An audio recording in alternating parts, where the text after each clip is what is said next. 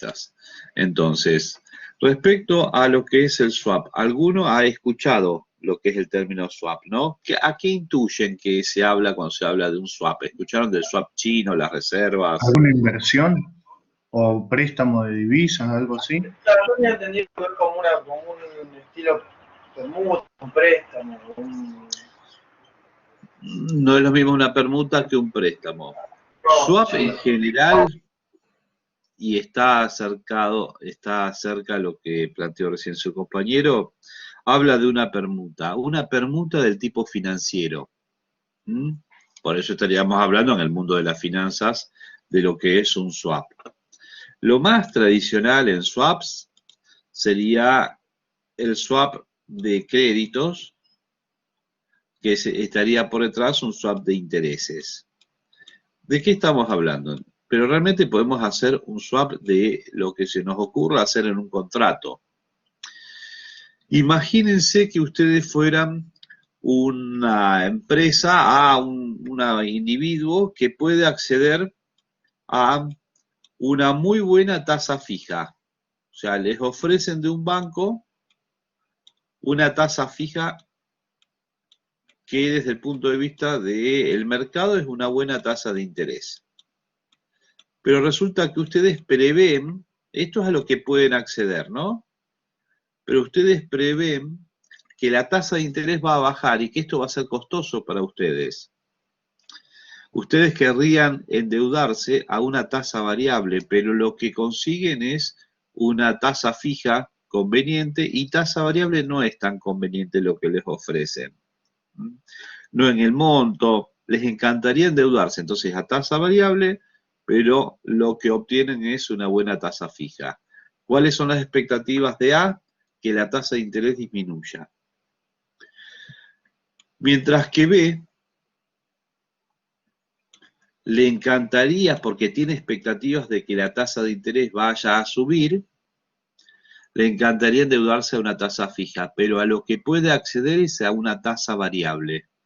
Entonces, él va a tener acceso a una tasa variable a condiciones convenientes. Él tiene miedo que la tasa de interés suba, porque esas pueden ser sus expectativas. Él quisiera una tasa fija. ¿Para qué estamos hablando? Todavía estamos en instrumentos de cobertura de riesgo. Para poder cubrirse del riesgo de la suba de la tasa de interés. A, como dijimos, entonces él tiene una expectativa de que las tasas suban. B. A tiene una expectativa de que las tasas tiendan a bajar. Le parece caro para él endeudarse a la tasa fija. Él quisiera realmente una tasa variable. Necesito que existan estas dos personas con expectativas opuestas en el mercado y con deseos que de alguna manera se complementan para poder llegar a celebrar un contrato. Soy sincero, esto es un producto de bancos de inversión que los hacen a nivel global y se van a encontrar quizás en regiones en donde haya un conjunto de agentes que tengan la necesidad de cubrirse frente a la posibilidad de una suba de tasas como los individuos B, y otras partes en donde haya individuos que quieran aprovechar a futuro una baja de tasa de interés.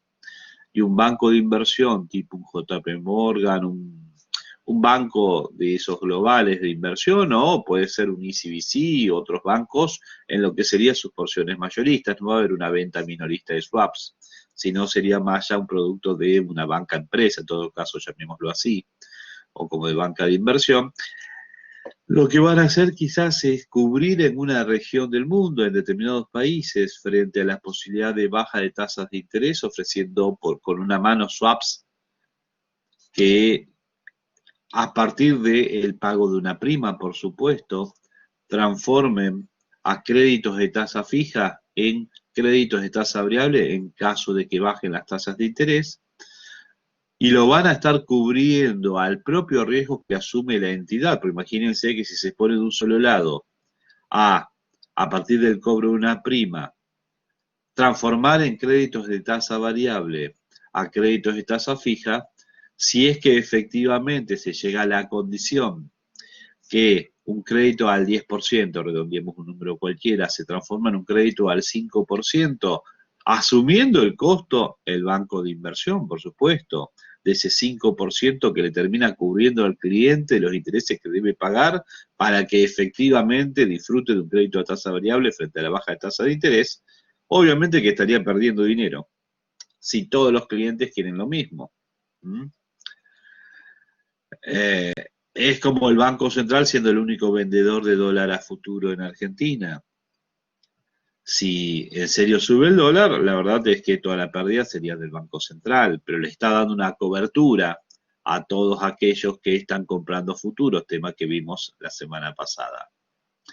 Entonces lo que hace el banco es compensar las expectativas de baja de tasa de interés colocadas en una parte del mundo con las expectativas de suba en otra parte del mundo, en algunos otros mercados, y compensa lo que cubre a unos frente a la baja con lo que cubre a otros frente a la suba. En términos netos debería estar cubierto de un lado y del otro equitativamente, si no la forma de regular sería por las primas. Si es muy probable que bajen las tasas de interés y todo el mundo desee lo mismo, lo que va a tener que hacer es aumentar la prima que cobra por cubrirte frente a la baja de tasa de interés. ¿Sí? Eso es como operan en términos reales. Si no les explico como se explica normalmente como un cuentito, A cubre a B y B cubre a A. El problema es que si están en el mismo mercado, generalmente los dos tienen la misma expectativa. No creo que hoy busque mucha gente. Discúlpeme y ahora respondo a la pregunta. Si esto fuera un swap de divisas, no creo que mucha gente buscaría, no habría muchos individuos B, llamemos, que estarían buscando una cobertura, un contrato que los cubra frente a la posibilidad de suba del peso respecto al dólar. No, seguramente en Argentina si hubiera swap de divisas que también se pueden realizar, porque dije esto se puede hacer solo que quieran, el PSE con el más simple se llama Plan Vanilla, que es el de tasas de interés, pero podemos hacer un swap de divisas. Tranquilamente podríamos pagar una prima a un banco de inversión para que un crédito en dólares se nos transforme en un crédito en pesos, implícitamente frente a que por encima a un cierto tipo de cambio, al solo se nos transforme en una suma fija en pesos lo que debemos pagar, y lo que hubiera que pagar porque subió más el tipo de cambio respecto a ese umbral, lo absorbe como costo el banco de inversión. ¿Sí? Pero imagínense que en Argentina lo único que querrían seguramente los tomadores de créditos en dólares es activar sus swaps frente a la suba del dólar respecto al peso. Pocos querrían cubrirse, o calculo que nadie, frente a la posibilidad de que el peso se robustezca tanto frente al dólar que me esté perdiendo de las ventajas de seguir pagando en dólares y tengo que asumir el pago en pesos que me sale caro, porque ahora el peso es la moneda más fuerte. ¿Alguien me iba a preguntar algo? Sí, profe, quería consultar si la entidad que asume el riesgo y cobra las primas son bancos globales, dijo. Sí, generalmente sí, si no, no cierra. Si yo me pongo en Argentina a vender swap de divisas, acá estaba explicando tasa de interés y voy a seguir con esto, pero para darles una idea, esto sería muy aplicable, pueden googlear swap de divisas y van a ver que en el mercado de euro-dólar hay muchos de estos tipos de contratos, pero estamos hablando de un desarrollo del mercado de capitales mucho mayor que el que nosotros tenemos.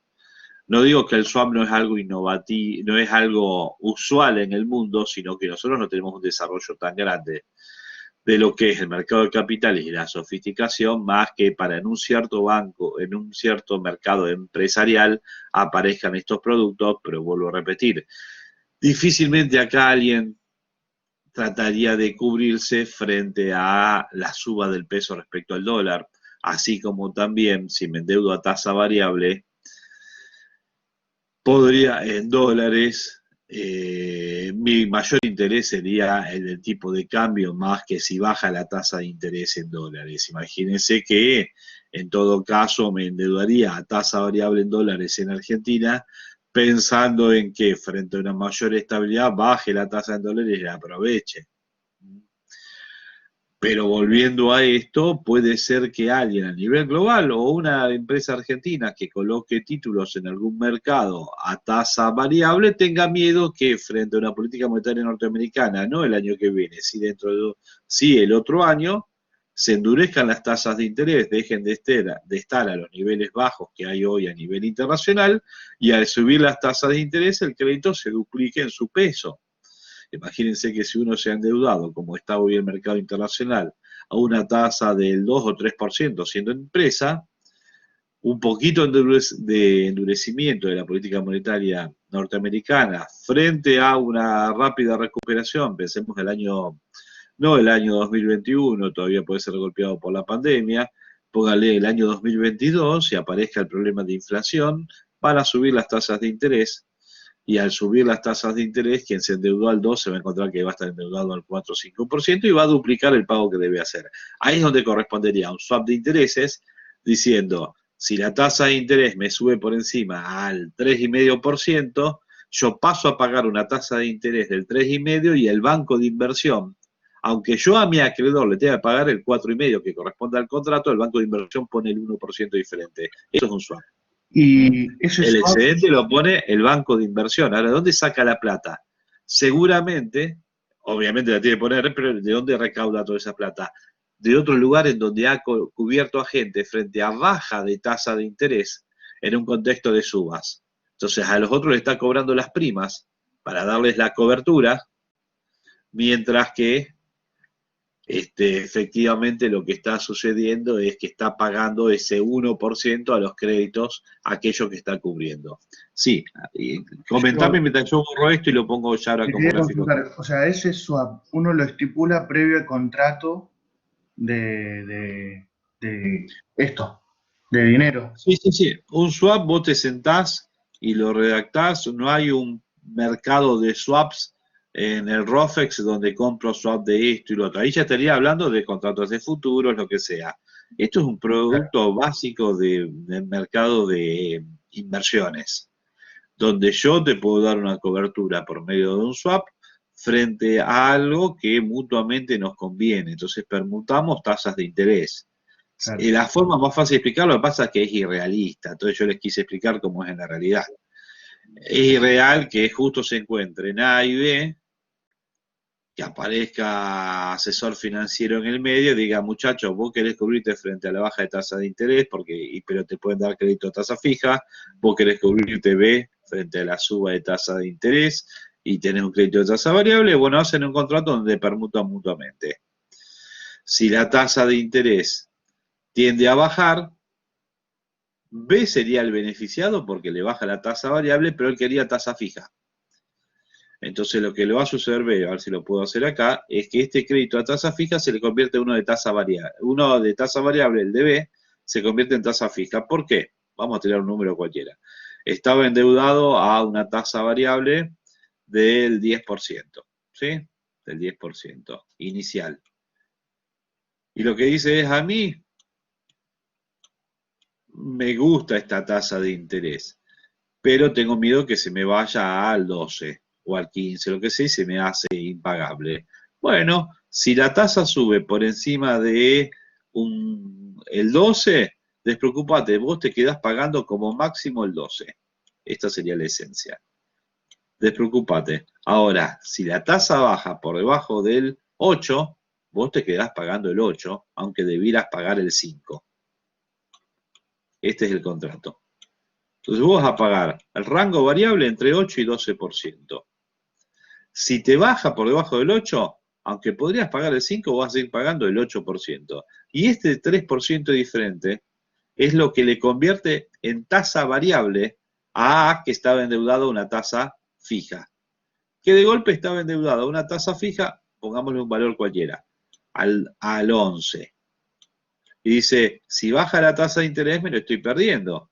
Bueno, si la tasa de interés baja por debajo del 8, lo que le negocié del otro lado, si la tasa de interés baja por debajo del 8, vos empezás a pagar progresivamente todo lo que baje la tasa de interés del 8 hacia abajo. Entonces ese 3% que no estaba aprovechando B, porque la tasa ahora era del 5, es lo que absorbe de alguna manera A, que si baja, supongamos que la tasa variable está en 5, él está pagando en este momento una tasa del 8%. Es el 3% que está pagando de más B, que se le ha transformado A en una baja de tasa de interés. ¿Sí? Sí, Ahora, una cuestión. A estaba cubriendo B frente a la posibilidad de suba de tasas. ¿Y qué dijimos? Si la tasa llega al 12%, despreocúpate B. Vos pagás nada más que el 12 y listo. ¿Y qué pasa si la tasa se fue al 15? Bueno, A va a pagar esa sobretasa. Si la tasa sube variable por encima del 12, B deja de pagar cualquier aumento posterior. Y si la tasa se fue al 15, para redondear, para tirar un número cualquiera, ese 3% se lo está cubriendo A, que va a transformar su crédito a tasa variable, que era el 11, ahora al 14. ¿Sí? Entonces, A transformó su crédito de tasa fija por medio de este contrato en un crédito de tasa variable. Con su expectativa son que baje tasa de interés. Él está viendo que si hay una baja de tasa de interés por debajo del 8%, él empieza a ver los beneficios de la baja de la tasa de interés porque él empieza a pagar menos. Acuérdense que el 8% le golpeaba a B. B deja de aprovechar la baja de tasa de interés porque es lo que acordó por un contrato y esa baja de tasa de interés empieza a beneficiarlo a A. Pero la contraparte es que B, recuerden, tenía miedo que le suban las tasas de interés, por lo tanto, acordó en un contrato que si la tasa variable de su contrato sube por encima del 12, él máximo va a pagar 12 y esa sobretasa que él no está pagando, por ejemplo, como dije recién, la tasa variable es del 15, la empieza a absorber A, que 3 puntos, que es 15 menos 12, esos 3 puntos adicionales es lo que va a pasar a pagar A, que en vez de seguir pagando el 11 de tasa fija, pasa a pagar el 14 en lo que sería una nueva tasa variable que él está absorbiendo. A transforma su crédito por este contrato en un crédito a tasa variable y B transforma su crédito en tasa variable en un crédito a tasa fija, en donde sigue siendo variable en el rango entre el 8 y el 12, mientras que el otro empieza desde el 11 a bajar o subir en función de si la tasa de interés se fue por fuera del rango que corresponde a donde todo lo que es tasa variable sería absorbido por la empresa B. Es un contrato que puedo hacer tranquilamente, lo podemos hacer entre dos personas, entre dos empresas. El problema sería que en tribunales lo entiendan frente a una necesidad de ir a dirimir alguna diferencia en tribunales. Porque imagínense que esto sería peritable y se lo dan a un contador que está acostumbrado a peritar, ¿cómo se llama? Estados contables, y de golpe le vienen con un contrato de swap. Me ha pasado ahora que justo estamos dando de alta un fideicomiso en Salta y la inspección de personas jurídicas hoy están yendo otra vez por ayer hoy supuestamente ayer se entregó y no hubo objeciones. Pero la realidad es que es la primera vez que habían visto en la ciudad de Salta, que es Salta Capital, un contrato de fideicomiso de administración de dinero. Entonces le llevo a gente que lo máximo que hizo alguna vez fue dar de alta ONGs, SRL, SA, esto y lo otro, le llevas un contrato, no de un fideicomiso de construcción, sino armado con lo que es características de un contrato de administración de fondos, y la verdad es que no le encontraban la vuelta de si era oferta pública o no era oferta pública, que era ordinario, pero necesitaba dinero, esto y lo otro. No me quiero imaginar si les caes con un swap. Se quedan dando vuelta medio año para primero estudiar qué es un swap y de ahí en adelante ver cómo se aplica la ley, esto y lo otro. Es un producto que no es difícil una vez que uno lo entendió. La parte jurídica tampoco lo sería porque lo que termino de decirles es que quedó grabado, lo expresamos en 4 cláusulas y se terminó.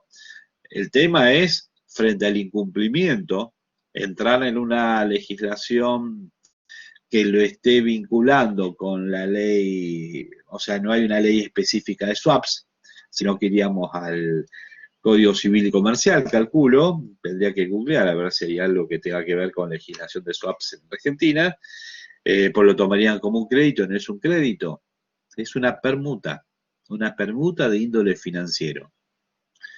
Lo más lógico es al mismo tiempo, y ahí sí vamos a la realidad otra vez, que A y B no se conozcan. Porque tengo que encontrar justo el que tiene los intereses opuestos a mí. Es difícil que sobre el mismo activo dos tengan expectativas tan diferentes en el mismo mercado. Que alguien se quiera cubrir frente a la baja de tasas y otro justo frente a la suba, que se conozcan y que acuerden un contrato que a los dos les parezca mutuamente beneficioso y por eso realicen ese contrato. Lo más lógico es que haya un banco que se especialice en este tipo de productos y le venda por un lado, llamémoslo, lo va a llamar seguro, le va a poner un producto de alguna manera y cuando firme comercialmente le voy a poner un nombre, ¿sí? Y mientras que cuando firme el contrato va a hablar de un swap o quizás hasta diga un seguro de tasa de interés. Lo que no va a saber A es que necesariamente ese banco va a tener empresas del tipo B con los cuales está calzando, usemos ese término, calzando el riesgo que está asumiendo el que está cubriendo el banco de inversión. Frente a los A, tiene que tener los B. Si no está descalzado, está cubriendo mucho riesgo de baja de tasa de interés en el caso de los A y no tiene a nadie B que sea, no sé si lo notaron, el que efectivamente pague la tasa de interés que le estoy transfiriendo como beneficio A en el caso de la baja de la tasa de interés. ¿Sí? Imagínense que B, aunque la tasa esté al 5, está pagando el 8, ese 3% adicional es lo que el banco de inversión estaría transmitiendo a A. Si fuera un contrato directo entre ellos, es lo que se transmite mutuamente. Es como que B tendría que depositarle en cada vencimiento de cuota de A esa sobretasa que le está pagando A, mejor dicho, ese monto que le está pagando A, que para B pasa a ser una sobretasa porque él debería pagar el mismo día de vencimiento el 5%, y paga por un lado su cuota con el 5% de interés porque le ha bajado, pero dice, tengo que agarrar un 3%, calcularlo y dárselo a este con el cual hice el contrato de swap, porque él que debe pagar una cuota y sigue pagando la cuota del 11% a su acreedor, por otro lado le reintegran ese 3% de intereses que se lo pasa a B, porque implícitamente por el contrato él debería pagar el 8%. Eso se transforma en eso, en transferencias de dinero entre B y A, para transformarles implícitamente a cada uno en la tasa de interés implícita que corresponde a sus contratos, no por los contratos originales, sino por las compensaciones que se hacen entre ellos, dado el swap que han celebrado.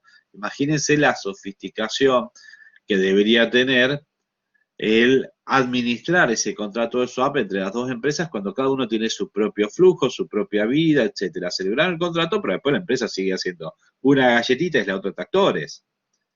¿Sí? Deberían acordarse cada día de vencimiento frente a un cierto cálculo cuánto debe transferirle uno a la otra en el caso de corresponder un flujo de B a A o de A hasta B. La realidad es que si uno hace galletitas al otro tractores, hay que ver si el día 15 del mes donde tienen los vencimientos tienen hechos los cálculos para ver cuánto transfiere uno al otro. Ahí donde aparece el banco de inversión que administra los dos créditos de alguna manera, o la realidad de los dos créditos, y le hace un débito a uno y una acreditación al otro. ¿Se entiende cómo sería más en la práctica? Por eso lo expliqué cómo sería realmente en la práctica. Alguien con una cierta capacidad administrativa para poder hasta incluso tener calculado cuánto debe pagar uno y el otro y que los dos respeten lo que sería la comunicación y el vencimiento que corresponde a la compensación que deben pagar o recibir para saber justamente que está efectivizado el contrato de swap y que funciona correctamente. Preguntas hasta acá. Esto puede ser por divisas también, tasa de interés. Puede ser que A sea Cargill y B sea YPF y hagan un swap de urea y de nafta o de combustible y que frente a un cierto precio del combustible, YPF le asegure a Cargill para todo su división acopio que tienen un abastecimiento de combustible a tal precio, aunque el precio se vaya a cualquier otro. ¿Sí? Y como Cargill genera un insumo que lo requiere para un refinado, YPF le asegura un precio, independientemente de cuál sea el precio del mercado, si el precio sube por encima tal. Entonces termina siendo otro tipo de lo que sería swap, en donde uno compensa al otro frente a una posibilidad de suba de precios en el producto que cada uno provee cruzadamente al otro, ¿sí? Y eso está establecido en un contrato. Activo el swap, el combustible se fue a, supongamos el gasoil, no sé cuánto está hoy, pongámosle 70 pesos. Le ponen el contrato Cargill a YPF que si sube por encima a 80 en el próximo año, lo que va a hacer YPF es venderle al precio de 70 más, y ahí viene el tema, parte de 70 empieza a subir, a cobrarle lo que sea por encima de 80, la diferencia. Entonces, si se fue a 82, Cargill paga 72. Activa el swap y pasa a pagar 72. YPF le vende a 72. Y el otro dice, mira, si vale el tambor encima de los, pongamos un precio cualquiera, los $500 del insumo que vos me vendés, bueno, entonces si sube por encima, vale 500, si sube por encima de 600, vos me lo empezás a vender a la diferencia por encima de 600 sobre 500. Entonces vale a 610, vos me lo vendés a 510. Entonces tiene que pasar el hecho de que la urea suba por encima de 600 el tambor, el otro que suba el combustible por encima del 80, ahí es donde se activa el swap y cada uno aprovisiona al otro en las condiciones que se establecieron en el contrato. Y lo hacen tranquilamente, un contrato privado entre dos empresas de envergadura nacional de importancia, que cada una se quiere asegurar qué cosa, o se quiere cubrir frente a la suba de un insumo que utiliza en forma intensiva en todo su funcionamiento. Y eso sería un ejemplo de un swap real que se puede estar construyendo. ¿Sí? ¿Preguntas? Profe, Sí, una consulta. sí, a ver. Por ejemplo, ahí lo más básico que usted explicó, el swap de las deudas a tasa fija De y variable. intereses, sí. Plan Vanilla, lo encontrás así en las bibliografías. Y Claro, servía pero mucho para los créditos hipotecarios, así. Decime. en ese caso las deudas que toman las dos empresas tendrían que ser deudas en monto más o menos iguales para que después se compensen iguales, ¿o no? Es que el banco de inversión, si vamos a la realidad, va a tratar de compensar por montos, no por números de créditos. Si tengo por un lado cubierto 20 millones de dólares, por otro lado tengo cubierto $1 millón, en el caso de tener que salir a pagar la cobertura a los A, a los cuales cubrí 20 millones, no me va a alcanzar con lo que tengan que pagar los B, que están viviendo la realidad opuesta. Resultado, la diferencia la va a estar poniendo el banco de inversión. Si se descalzan las coberturas, ojo, le pasa a una empresa de seguros que cubre a todos los campos de la zona frente al granizo con una cierta prima y graniza. Hay que ver si tiene el dinero para poder afrontar los siniestros que ocurrieron. Bueno, pensalo esto como si fuera un siniestro y esto fuera un seguro. De golpe, los A se ven cubiertos frente a la baja de tasa de interés. La tasa se te baja al 3%. Y vos le has dicho, mirá que si baja por debajo del 8, ya te empiezo a cubrir.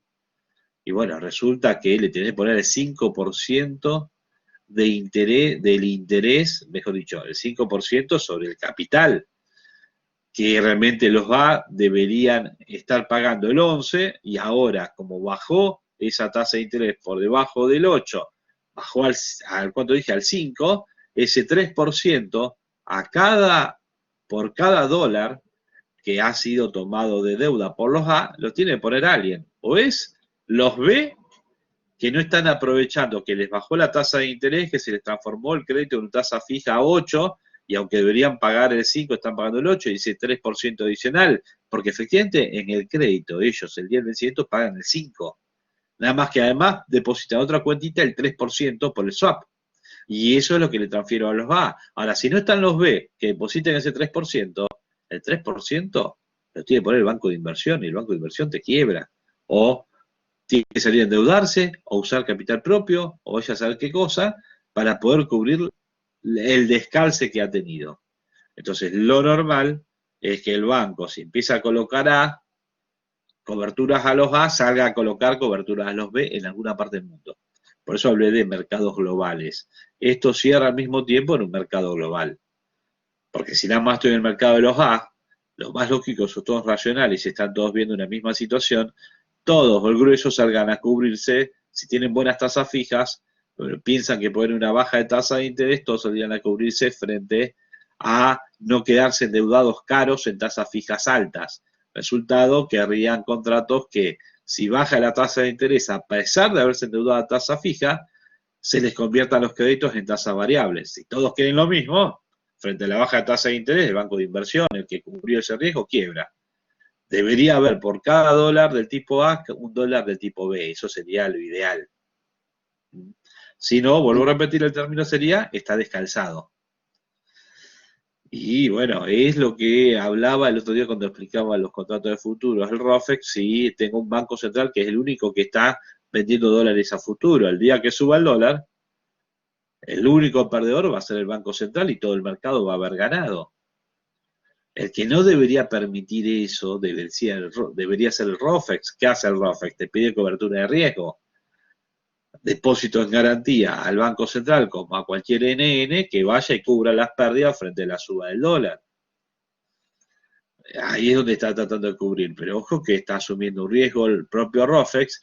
Si un día frente a una suba del tipo de cambio dicen, che, mándenme más garantía por todos los contratos que tienen vendidos a un plazo largo, donde el dólar ya hoy les genera una cierta pérdida, mándenme la cobertura de riesgo, y el Banco Central dice, no tengo más plata para enviar en forma de cobertura, el mercado te quiebra, porque no podría enfrentar lo que sería esa situación. Ojo que acá no estamos hablando de un mercado, para no confundirlo, estoy hablando de alguien que diseña el producto y lo sale a vender. Como les digo, diseño un fideicomiso, lo colocamos en tal provincia porque ahí tenemos muchos inversores y la realidad es que hecho el producto hay que venderlo, ¿no? Esa es la realidad. Entonces, si yo soy un banco de inversión y salgo con una línea de swaps, tendré 4 oficiales, 20 oficiales, 100 oficiales en el mundo que empiezan a tener objetivo de venta y colocación de swaps.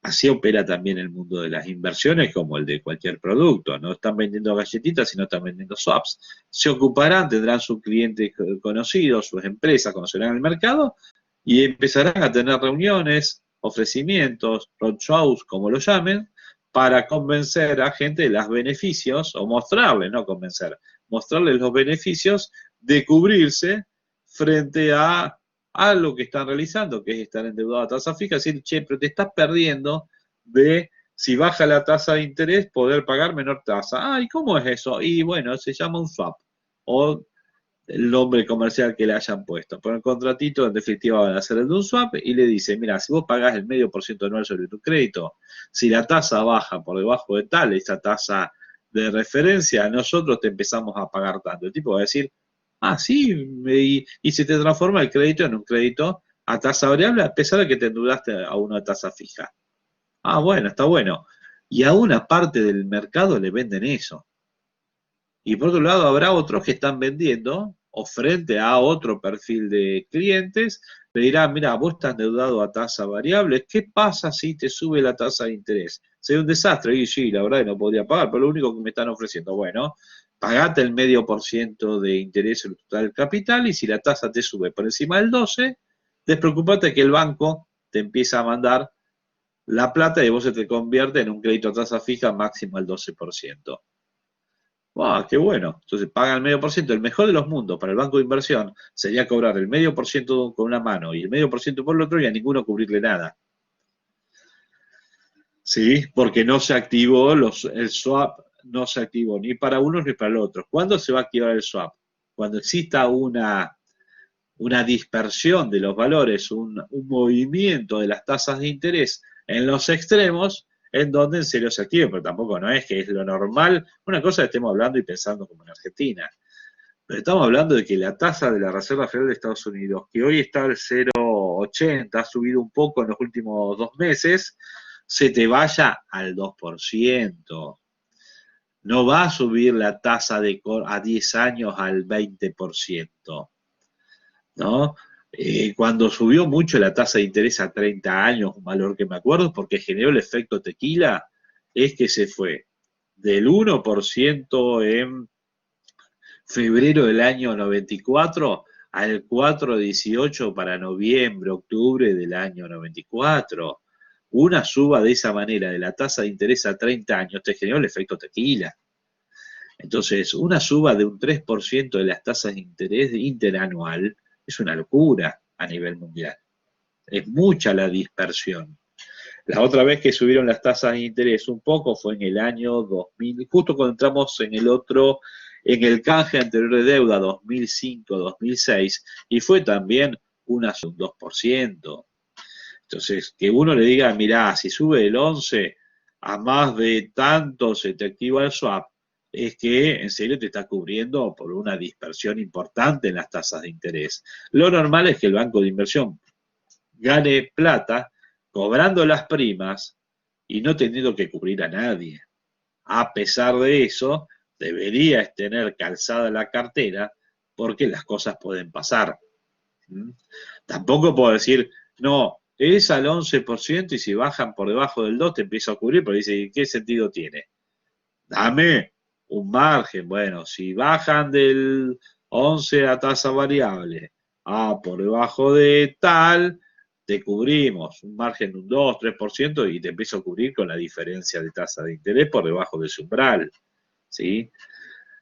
Sabiendo que lo máximo histórico es que ese tipo de crédito a tasa variable puede bajar al 6%, entonces el banco va a poner ese 2%, pero se pasó 3 años cobrando la prima del 0,5% y está además teniendo clientes por otro lado que están pagando la sobretasa o no disfrutando de la baja de la tasa.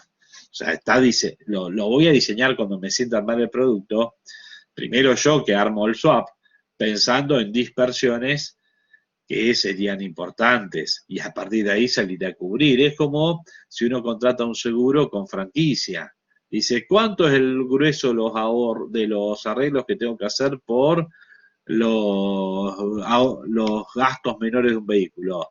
Y son de 15.000 pesos, supongamos un valor cualquiera, para un cierto modelo. Bueno, nosotros empezamos a cubrir sobre una franquicia inicial de 12.000 pesos. Entonces, ¿qué porcentaje de los gastos menores cubriríamos? Y nada más que el 5%, por el grueso de los gastos menores son de 5, 7, bueno, eso lo paga el cliente. Entonces le aparece en la letra chica que es con franquicia. Entonces dicen, voy al seguro y digo, tuve que cambiar un espejito, me salió 5.000 pesos. No, lea el contrato, ese gasto no lo hacemos. Si hubiese incurrido un gasto por encima de los 12.000, nosotros le poníamos el dinero de 12.000 en adelante. Y se encuentra el cliente que el grueso de los gastos son de menos de 12.000. La aseguradora para eso si no, se paga una sobreprima y lo tiene sin franquicia. Y por eso los seguros tienen con franquicia, sin franquicia, etcétera, etcétera. Bueno, ¿se entendió entonces lo que es un swap? Imagínense, esto es un tema simple, más que nada para ilustrarlos. Incluso esto lo podemos llevar al swap de reservas, el swap de divisas de Argentina, que en esencia es esto. La verdad es que vemos que como uno no conoce el contrato, y creo que nadie vio el contrato más que Arredrado, que dice que lo negoció, y algún otro más, algo debe tener ese contrato muy particular, porque la verdad es que pasa a ser no operativo. Entonces los chinos le habrán metido algo muy particular que nosotros habremos firmado y que significa que tenemos supuestamente como 20.000 millones de dólares en reservas que corresponden a un swap chino, pero no dejamos de tener realmente yuanes como reservas y no sirven más que para pagarle a China por importaciones. Punto. Nada más que eso. Lo queremos activar y no sé cuándo, que estamos hace como 3 meses que vamos a transformar los yuanes en dólares y eso todavía no ha aparecido. Debe ser que la gente del Banco Central se ha metido en el contrato y se ha dado cuenta que es un cuento chino. Eso porque el swap puede aguantar todo lo que el papel aguante que le escribamos. Discúlpenme que voy a pasar ahora a fideicomiso. Es más, voy a hacer algo. Es como que voy a dejar de grabar acá para hacer el corte